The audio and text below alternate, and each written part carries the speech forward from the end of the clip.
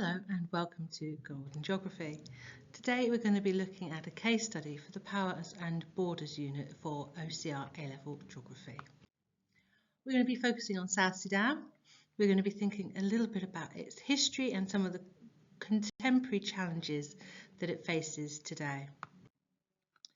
The case study looks at the strategies for global governance in one era of conflict, and particularly looking to illustrate the interventions and interactions of organisations at a range of scales, including the United Nations, national governments and NGOs. We're also thinking a little bit about the consequences of global governance for the local communities. So we have some quick questions here. Pause the video and see if you know the answers. Here we go. South Sudan. It has Sudan to the north. It used to be one country post-independence. It has Ethiopia, Uganda, Kenya, the Central African Republic and the Democratic Republic of Congo as neighbouring countries. The capital city is Juba, and the Dinka or the Nuer are the two main tribal groups found in the south, although there are many, many different ethnic groups and tribal groups, but those are the two dominant. The UN group established to health was UMIS, and charities working in this area is Médecins Sans Frontières or MCF. So interventions. Well, for a little bit of context, South Sudan is a relatively new country. It was established in 2012 after conflict with the north. So there's a lot of north-south conflict, a lot of bloodshed, a lot of tribalism and issues over resources like water and land, and it got to the point where the only way to establish peace was to divide the country and to establish South Sudan as a new region. And being a new country, it didn't have the elements of the institution of sovereignty established. It didn't have the infrastructure needed. So the United Nations were essential in helping to establish this new country and help to provide and help the transition and establishment of these key apparatus of state.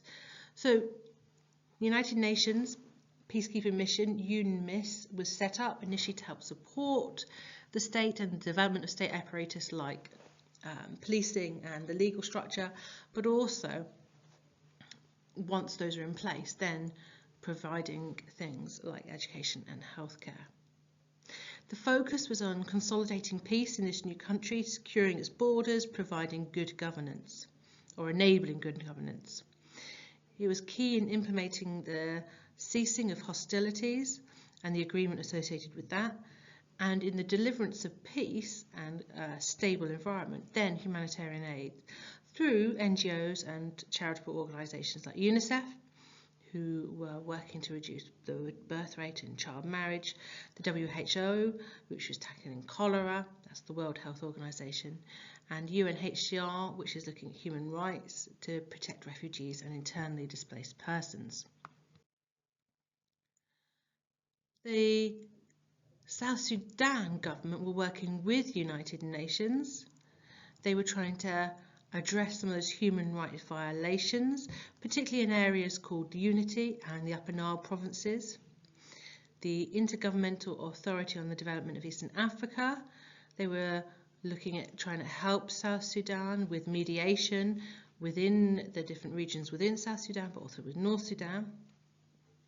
The problem was the South Sudanese government prevented representatives from joining that panel.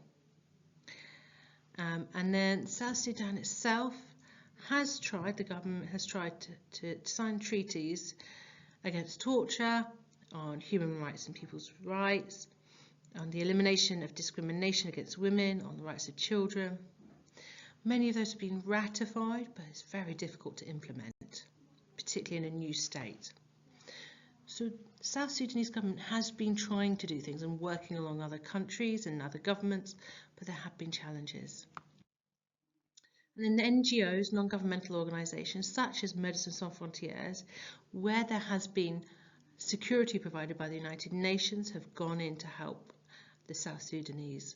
You've got more than 300 NGOs working within South Sudan, all with different focus. Médecins Sans Frontières is there providing medical care, but there are other charities providing education, providing food, water, shelter, trying to help the South Sudanese government.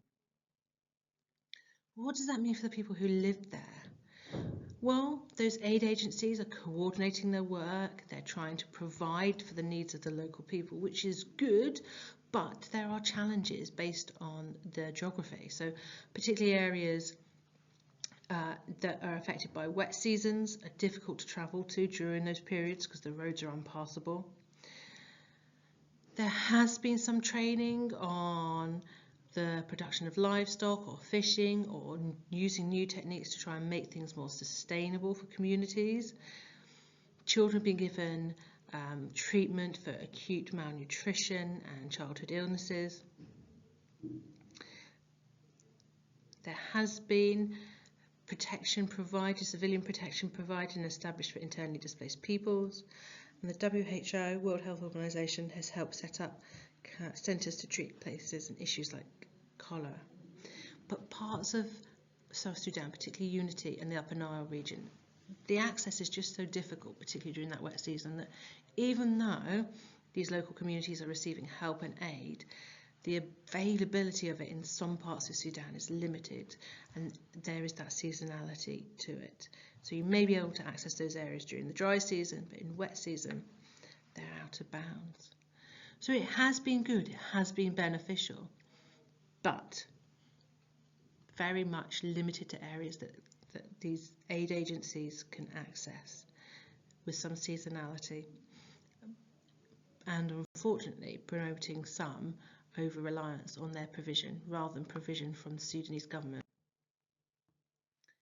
Okay, here are some short questions. Pause the video, have a look, see how you could answer them. And here's some essay questions. See if you could answer them. Thanks for listening.